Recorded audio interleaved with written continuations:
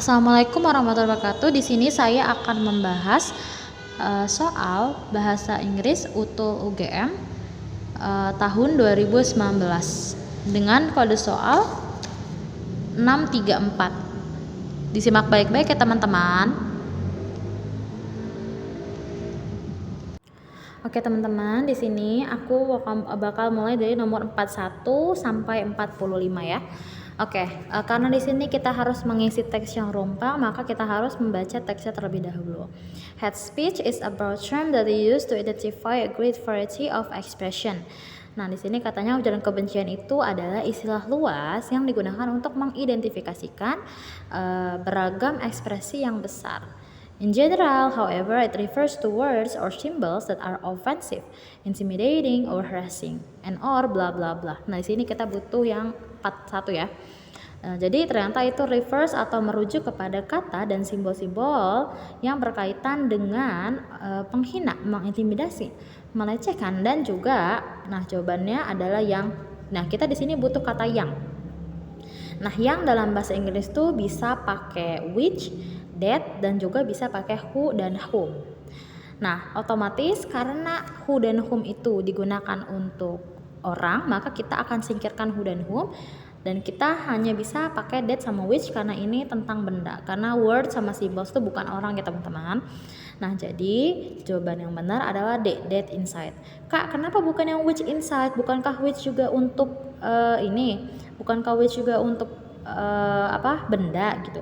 Jawabannya adalah karena kita melihat setelah which ini inside-nya itu ada S-nya teman-teman. Kalau ada S-nya, dia itu menandakan bentuk kata kerja yang bertemu subjek yang jamak. Subjek yang tunggal gitu ya. Sedangkan subjek pada kalimat ini yaitu words and symbols, itu dia subjeknya adalah jamak ya teman-teman, maka verbnya tidak menggunakan S gitu. Bisa dipahami? Jadi kalau misalkan subjeknya jamak, verbnya tidak menggunakan S ya. Jadi yang A itu jawaban yang salah. Maka jawabannya adalah yang D. Oke, selanjutnya nomor 42 teman-teman. Violent tadi ya, hatred, kebencian dan juga diskriminasi on the basis of a person race, yang menghina baik itu dari gender ataupun agama ataupun orientasi seksual, atau, dan di sini ada kata status ya belakangnya ya.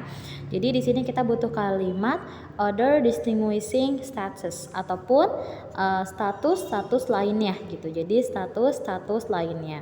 Nah, di sini kita pakai kata other ya. Kenapa kita pakai other? Karena other digunakan untuk bentuk plural ataupun jamak. Sedangkan another digunakan bentuk singular. Kayak gitu ya. Terus di sini kita nggak bisa pakai distinguish ya. Karena distinguish itu artinya pembeda. Terpandang. Sedangkan kita butuh kata distinguishing yang artinya adalah pembeda gitu. Jadi jawabannya adalah yang A, other distinguishing. Selanjutnya nomor 43. Although hate propaganda is seen as a major societal and political problem, walaupun propaganda kebencian ini dilihat sebagai masalah utama sosial dan politik, khususnya katanya. Nah, di sini kita butuh kata yang B, in those countries, maknanya adalah di negara-negara tersebut. Kenapa harus pakai those? Karena kita butuh kata tersebut untuk merujuk kepada negara-negara yang menjadikan hate propaganda. Jadi si hate propaganda ini menjadi suatu masalah sosial dan politik yang sangat umum ataupun utama gitu ya. Mereka menghadapi masalah rasis, konfront ya, rasis, etnis dan juga ketegangan agama gitu. Jadi kita butuh jawabannya yang B, in those countries. Nah, selanjutnya di sini kita lanjut ya. Bla bla bla 440. Nah, setelah koma ini ada kata attempt ya teman-teman. Attempt itu artinya adalah usaha teman-teman. Maka di sini kita butuh kalimat usaha untuk gitu ya. Jadi attempt-nya itu harus jamak ya. Usaha untuk katanya membatasi hate speech, menekan, usaha untuk menekan adanya ujaran kebencian yang sangat kontroversial gitu ya, kontroversi adalah kontroversial kayak gitu. Jadi di sini kita butuh kata attempts tuh, jadi jawabannya yang E teman-teman. Oke, selanjutnya At the center of this controversy, inti dari kontroversi ini adalah pertanyaan tentang the extent. Nah, di sini extent itu ada dua ya artinya. Kalau extent doang artinya cangkupan, kalau extent to artinya sejauh. Nah, di sini kita butuh kata extent to, maka kita harus cari yang depannya ada to-nya. Maka jawabannya yang C, to which. Jadi, kalau diterjemahin the question about the extent to which, gitu ya, pertanyaan terkait sejauh mana katanya hate speech restriction, pembatasan hate speech mungkin dapat direkonsiliasi dengan kebebasan berpendapat gitu. Oke, selanjutnya nomor 46 sampai nomor 50 teman-teman. Oke, 46 di sini paragraf kedua ya. The right to freedom of expression is bla bla bla. Nah, di sini ada kata is. Nah, is di sini karena kita lihat di optionnya tidak ada verb ing, berarti kalimat continuous ya, maka kita menyimpulkan bahwa is di sini akan bertemu sama verb 3 yang akan menjadi kalimat pasif. Nah, verb 3 di sini ada yang recognize. Oke, jawabannya adalah yang A, internationally recognized. Maknanya adalah disadari secara internasional kayak gitu ya teman-teman. Jadi jawabannya adalah yang A. Kenapa bukan yang B? Nah, yang B ini recognition itu bukanlah verb ya teman-teman, melainkan noun gitu. Sedangkan C, D, dan E dia salah karena internationally itu letaknya berada di depan. Yang C ya, yang C itu harusnya internationally dulu baru recognize. Jadi terbalik ya teman-teman ya. Maka meskipun yang C ada recognize-nya, dia tetap salah. Nah, yang D itu juga salah karena ada recognition. Oke, kalau yang E dia salah karena recognized international. Ini juga terbalik ya teman-teman. Bukan terbalik, ini salah gitu. Disadari international ini terbalik karena di sini kita butuh adverb bertemu sama verb teman-teman. Jadi sekali lagi jawabannya adalah yang A karena bentuknya pasif. Selanjutnya nomor 47 teman-teman. However, freedom of expression is not absolute. Both national constitution and international convention allow restriction on speech to safeguard other social values. Bla bla bla. Nah, di sini kita butuh kata di antara. Nah, di antara itu bisa pakai kata among maupun between ya teman-teman ya. Yang membedakan adalah among digunakan untuk lebih dari 2 orang, sedangkan between hanya digunakan untuk 2 orang. Nah, kita lihat di sini teman-teman. Lawyers di sini bentuknya jamak ya teman-teman, dan scholars juga jamak, ada s-nya. Maka sudah dipastikan dia lebih dari 2 orang. Karena lebih dari 2 orang, maka jawabannya adalah yang D, among.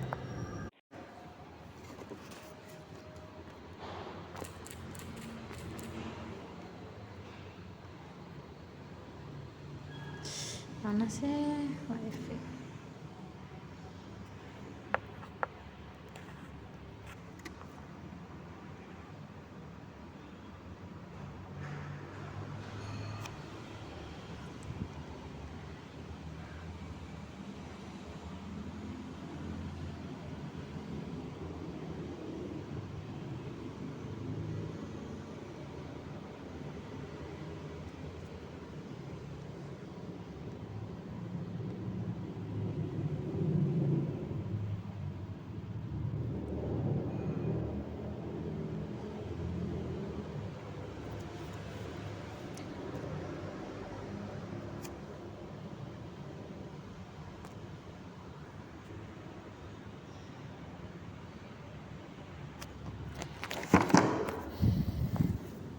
Selanjutnya nomor 48 ya teman-teman.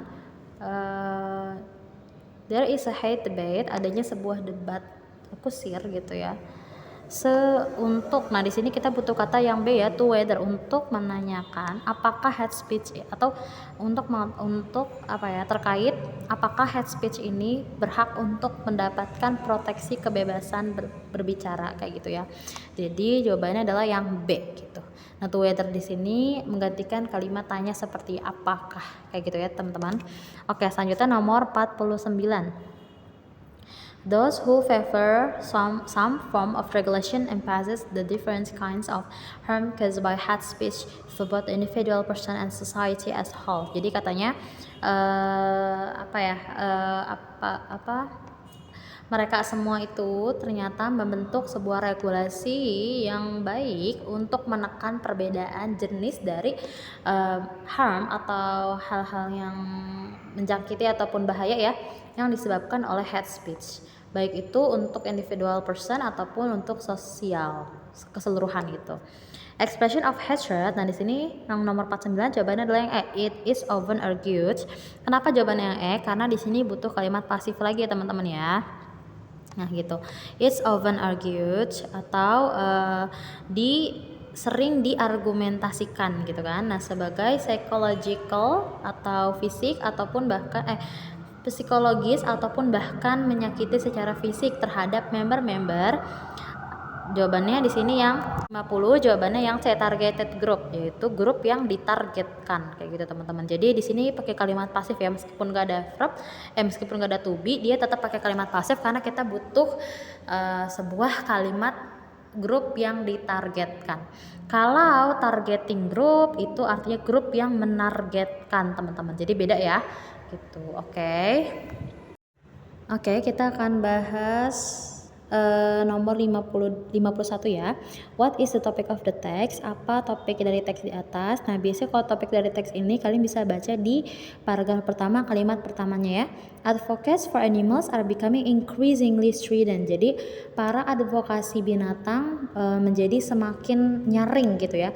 Semakin nyaring untuk menggaungkan pendapatnya kayak gitu ya. Maka di sini kata increasingly bisa diganti dengan pada option yang B, yaitu excessive, yang artinya juga meningkat gitu atau lebih besar gitu ya. Oke, jadi 51 jawabannya yang B. Selanjutnya 52, the word ire in the line 1 could be best replaced by which of the following? Nah, ire itu artinya adalah kemarahan, maka sama seperti anger. Lanjut, nomor 53, it's implied in paragraph 1 that, secara keseluruhan, paragraf pertama ini membahas tentang advokasi orang-orang yang pecinta binatang gitu ya, karena mereka itu merasa marah bahwa laboratorium dan zoo ataupun kebun binatang itu sering sekali menggunakan hewan gitu, padahal hewan itu punya perasaan. Maka jadi mereka itu ingin yang C ya, zoo management should involve animal advocates. Jadi jawabannya sekali lagi adalah yang D ya teman-teman. Oke, selanjutnya nomor 54 dan 55. According to the text, which of the following statement is true about Timmy? Nah, untuk teks yang tentang Timmy ini ada di paragraf kedua ya teman-teman ya.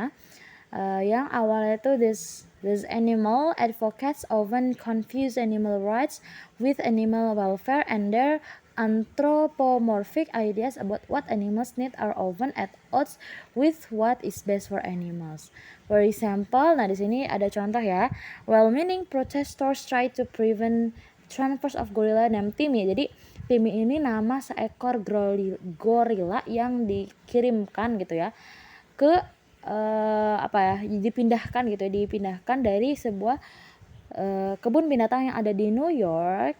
Nah, dan ternyata ini mengakibatnya banyak sekali protes gitu ya. Nah, terus di sini dijelaskan juga the protester didn't want Timmy to be separated from his current infertile female partner.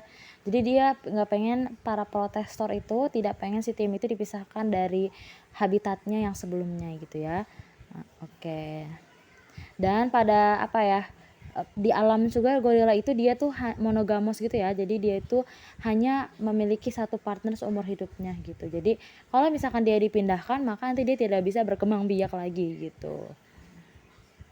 Nah, jadi yang benar terkait Timmy adalah yang C, his transfers to another zoo become a controversial case. Jadi karena banyak yang protes ya. Oke, selanjutnya nomor 55, why does the author mention Timmy in paragraph 2? Oke, jelas banget jawabannya yang A, to criticize the zoo's management ya, karena untuk mengkritik manajemen atau pengelolaan si kebun binatang tersebut, karena sembarangan memindahkan gorila dan itu sangat berdampak dengan kesehatan si gorila tersebut. Selanjutnya nomor 56 sampai nomor 58.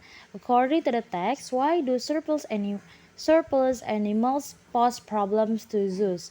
Berdasarkan teks di atas, kenapa sih surplus atau memindahkan atau menyilangkan animal binatang itu dianggap sebagai masalah di kebun binatang? Karena jawabannya adalah yang D, because they occupy valuable space, yaitu karena mereka menempati tempat yang yang kosong gitu loh, because they occupy valuable space, menempati tempat berharga gitu. Jadi maksudnya di sini tempat yang sebenarnya itu udah cukup penuh, tapi mau nggak mau harus diisi gitu. Terus 57, the pronoun they in line 23 refers to, jawabannya adalah yang C, animals. Kita lihat dulu line 23 itu ada di paragraf terakhir nih teman-teman. Bukan kedua terakhir. Zoos have developed contraceptive and husbandry technique to prevent unplanned breeding. Jadi kebun binatang itu harus mengembangkan kontrasepsi dan juga teknik untuk mencegah pembiakan yang tidak direncanakan, and then mereka mengembangkan perkembangbiakan saintifik untuk menjaga populasi demokrasi sejalan dengan space yang disediakan atau space yang ada ya maksudnya ya. Oleh karena itu, there has been a trend of exchanging animals without fees as they become increasing priceless. Oleh karena itu, mereka mulai menukar-nukar binatang tanpa bayaran, sehingga mereka berarti binatang ini nilainya itu menjadi sangat murah dan turun kayak gitu. Jadi makanya D-nya itu refers ke C, yaitu animals. Teman-teman yang tadi lanjut ke nomor 58 ya. The text states all the following except, yang kecuali yang mana ya? Jawabannya adalah yang C, zoos pay attention to the psychology of animals. Kebun binatang memperhatikan psikologis binatang. Nah ini tadi salah ya, karena kan para advokasi tadi dan juga para protestor tadi ataupun orang yang protes tadi itu adalah karena si kebun binatang itu tidak memperlakukan binatang sebaik mungkin gitu, malah seringnya membuat binatang menjadi stres. Nomor 59 dan 60 terakhir nih teman-teman. The word elicit in line 26 is most similar to. Nah teman-teman, elicit itu artinya memperoleh. Nah kalau yang paling cocok tuh yang mana? Nah yang mendekati kan. Kalau yang A, alter itu artinya berubah ya.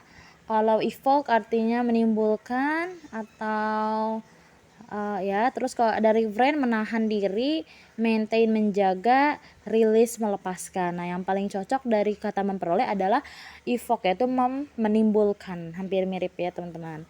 Terakhir nomor 60, it can be inferred from the text that, jawabannya adalah yang B, yaitu zoos fail to understand the protestors' demands. Jadi kebun binatang itu gagal untuk memahami tuntutan si para protestor tadi ataupun para orang-orang yang protes tadi gitu. Jadi jawabannya yang B sekali lagi. Sekian dari saya. Semoga pembahasan ini bermanfaat. Wassalamualaikum warahmatullahi wabarakatuh. Bye bye.